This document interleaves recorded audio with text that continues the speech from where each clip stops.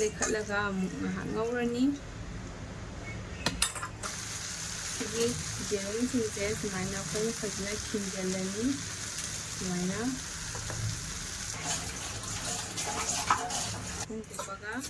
8 to 10 minutes ma'am मचूसे फजद्रा ma'am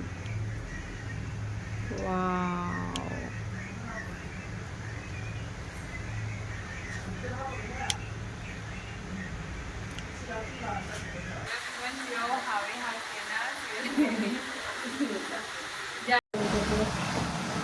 ma'am सिगा लेरे आइगे बिरयानी हजी लोइजरे मैम अइना शेयर तौजब रेसिपी सिगा सोबे यावसु मैम हाइबिरो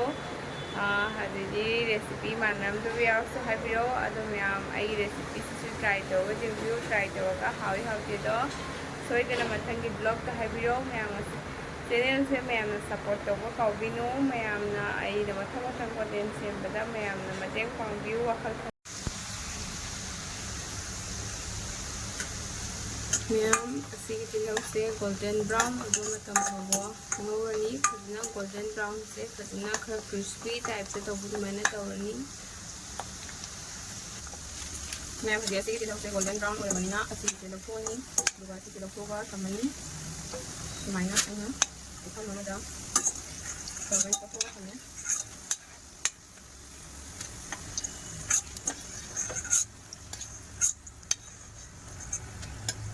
दुगा ऐसी थमे थमो ददि हंदक होना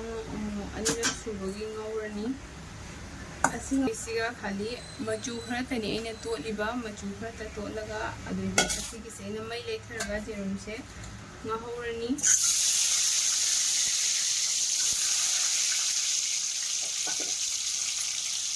थोंगा मतलब ngauba दमाना बबल्स कहा लगी होरेन मा फजेंगो अदुना असिगिसे नाना हसंगनी मची फजना बना अदई हिंदी लौथोनी जेरुमसे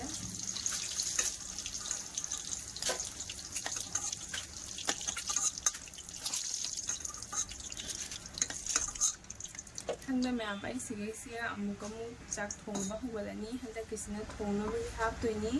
तिलौ ngौबा होगलनी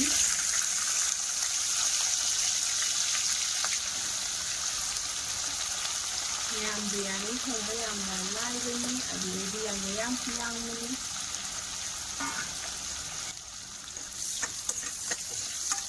सिसु ममांगी दुमाइना गोल्डन ब्राउन ओर खाबोखै ngौबिरनी फजना नौजे high flame ngौबिरो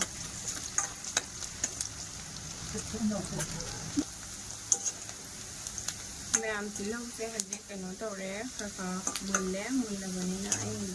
सिगा ginger garlic paste से हापनी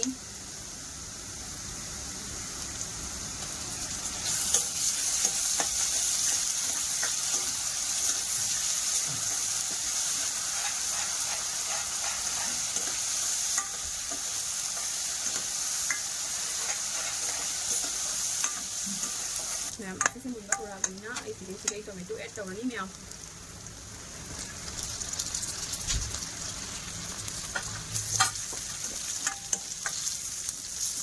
टोमेटो ऐड तौरे मैम टोमेटो से ngakang कथाबां नायनोसै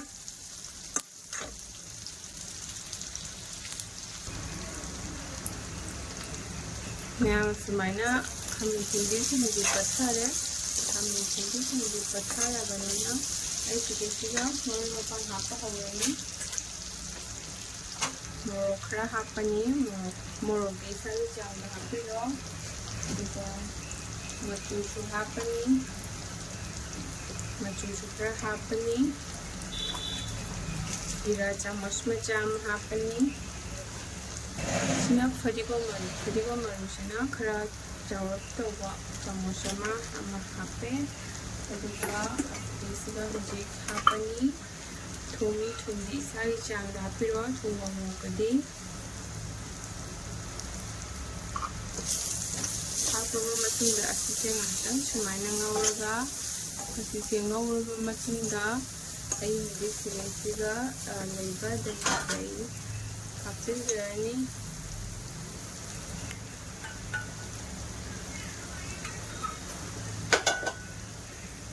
ꯑꯩ ꯗꯍꯤ ꯍꯥꯞꯆꯤꯜꯂꯅꯤ ꯗꯍꯤ ꯍꯥꯞꯄ ꯃꯇꯝꯗ ꯃꯌꯥꯝ ꯃꯩ ꯂꯩꯊꯔꯒ ꯍꯥꯞꯄꯤꯌꯨ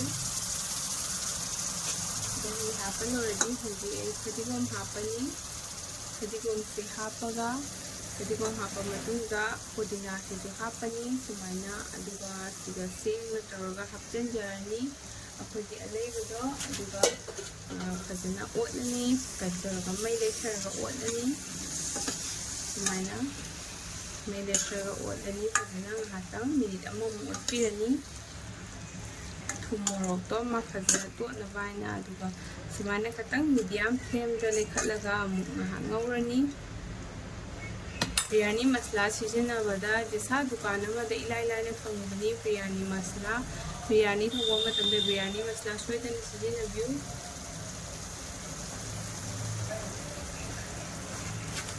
ai henji biryani masala che achauba chamas ama hapani duga achauba chamas se ama hapaga ओतलनी असी पुनमक से ओत पर होगा अदुगी अखोय हिंदी राइस एड तवे यारे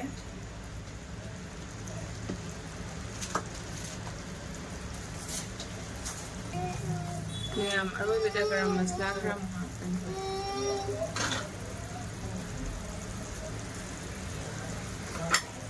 सुमाइना फजना मिक्स तरोगा अखोयने गसाय सेंदी हाई फ्लेम दे लेखलनी हाई फ्लेम दे लेखलगा सिगा चेंग आइने गसाय जामफुगा थमगिबो चेंगदो आई हंजी हापचिन जरानी चेंग दे सुमाइना चेखि जाम ओपीगनी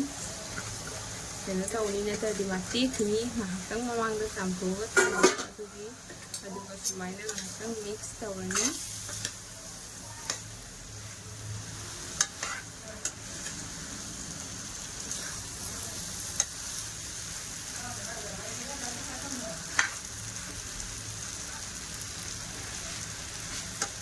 सुमाइना फजना अखोई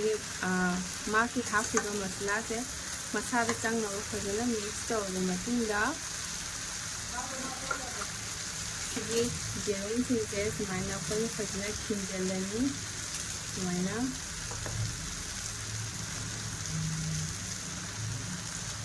खिंजलनी अदुगा असिगी मसाई तिलो फ्राई तौरबा थंगबदो सुमाइना मथक खर चाइछलनी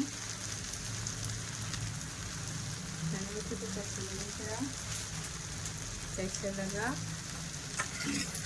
सॉरी चाइसला मतुंगदा असिगे सिगा आई केनो तवनी इसिंग हापनी हिंदी इसिंग से ग्लास अम्मा खांगई हिंदी चांग हापनी अदुगा सुमाइना तंग ओतलनी तंग सुमाइना ओतलनी मैम अदो असिसे जामना कुइना माक सौद्रसु याद्रोबनी मैम हाइबदी मांगासाई कइनोगी चेंग से तिंगागा थंगबनिना अदुना असे खतंग सुमाइना तौरगा इना ग्लास अमा खांगन निंबगी चांगदा हापे अदुगा हजी हाई फ्लेम दे लेखतलनी हाफरे दो सुमाइना हाई फ्लेम दे लेखतलनी मैम आई हंजी इसिंग जो हापा लोरे इसिंग हापा लोरगा आई मकुट से दांगलपना तौरगा खतंग ओले खाबे से हाइदि मसला से मिक्स तौनबा अदुगा अरोइबदा मु आई गसाई अहानबदा मु बिरयानी मसला से चामच अमा सिजेनाखरे अदुगा अरोइबदा मु चामच अमागा मु आई सुमाइना मथकता चाइरनी असिना होरन हांगदोकपा मतमदसु कलर से जाम फजना लेरंगनी अदुगा मैमना इसिंग से इसाना थोंबा चेंगी चांगदा इसिंग जे सिजिनाबिउ मरमदी इसिंग से सिगा जाउरबा इसिंग से अखोइना चिथोअरोय चिथोक्तबिदा अखोइ सिसे मपुंग खुमजनग्रानी खुमजनलगा होरन तपना मै लेथरगा जाइथादोइनी आई हजी असि खुमजनबा तौरगे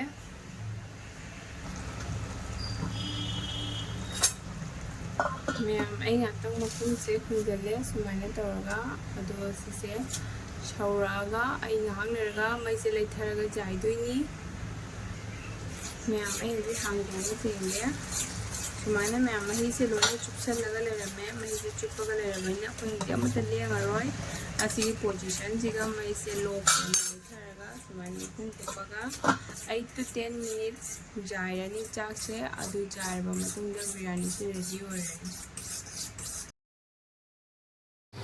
मिनिट 10 फारे हजिकसे अदुना आई हांगदोगा जेंगे अदुगा सुमाइना ओइरगा लेरमे ꯃꯆꯨꯁꯤꯁꯨ ꯐꯖꯅ ꯆꯥꯛꯁꯤꯁꯨ ꯆꯞ ꯆꯞ ꯇꯤꯡꯅ ꯑꯗꯣ ꯕꯤꯔꯌꯥꯅꯤꯁꯦ ꯑꯍꯥꯟꯕꯗ ꯃꯨꯟꯕ꯭ꯔꯥ ꯍꯥꯏꯅ ꯌꯦꯡꯕꯤꯌꯨ ꯑꯗꯣ ꯃꯨꯟꯕ꯭ꯔꯥ ꯍꯥꯏꯅ ꯌꯦꯡꯕ ꯃꯇꯝꯗ ꯈꯥꯕꯩ ꯃꯅꯤꯡꯁꯤꯅ ꯁꯨꯃꯥꯏꯅ ꯅꯝꯁꯜꯂꯒ ꯌꯦꯡꯕ ꯃꯇꯝꯗ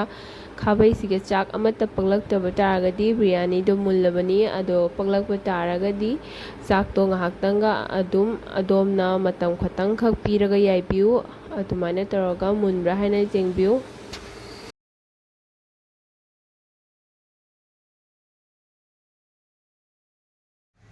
ꯃꯌꯥꯝ ꯃꯆꯨꯁꯦ ꯐꯖꯗ꯭ꯔꯥ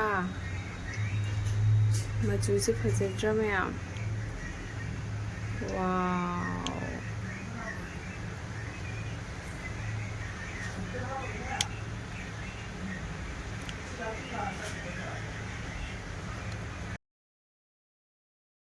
ꯃꯌꯥꯝ ꯑꯩ ꯔꯦꯗꯤ ꯑꯣꯏꯗꯅ ꯂꯣꯏꯗꯅ ꯊꯥꯡꯗꯔꯛꯑꯦ ꯑꯗꯣ ꯑꯩ ꯕꯤꯔꯌꯥꯅꯤꯁꯦ ꯁꯔꯞ ꯇꯧꯅꯕ ꯍꯥꯏꯅ ꯇꯧꯔꯤ ꯁꯤꯒ ꯄꯨꯈꯝꯁꯤꯒ ꯐꯖꯗ꯭ꯔꯥ ꯌꯦꯡꯉꯨ ꯕꯤꯔꯌꯥꯅꯤꯁꯦ ꯆꯥꯛꯁꯨ ꯑꯃꯠꯇ ꯇꯦꯛꯇꯕꯅꯤ ꯃꯁꯥꯂꯥꯁꯨ ꯐꯖꯅ ꯆꯪꯉꯦ ꯃꯅꯨꯡꯗ ꯑꯗꯨꯒ ꯑꯩꯈꯣꯏ ꯆꯥꯛꯁꯤꯁꯨ ꯅꯞ ꯅꯞ ꯂꯥꯎꯕꯗꯣ ꯑꯣꯏꯗꯦ ꯑꯩꯈꯣꯏꯒꯤ ꯐ꯭ꯔꯥ ꯐ꯭ꯔꯥ ꯂꯥꯎꯔꯒ ꯍꯣꯇꯦꯜꯗ ꯑꯩꯈꯣꯏꯅ ꯆꯠꯄꯗ ꯆꯥꯕꯗ ꯐꯪꯕ ꯑꯗꯨꯃꯥꯏꯅ ꯑꯩꯈꯣꯏꯒꯤ ꯆꯞ ꯆꯞ ꯇꯤꯡꯉꯒ ꯇꯣꯉꯥꯟ ꯇꯣꯉꯥꯟꯅ ꯆꯥꯛꯁꯦ ꯂꯩꯕꯅꯤ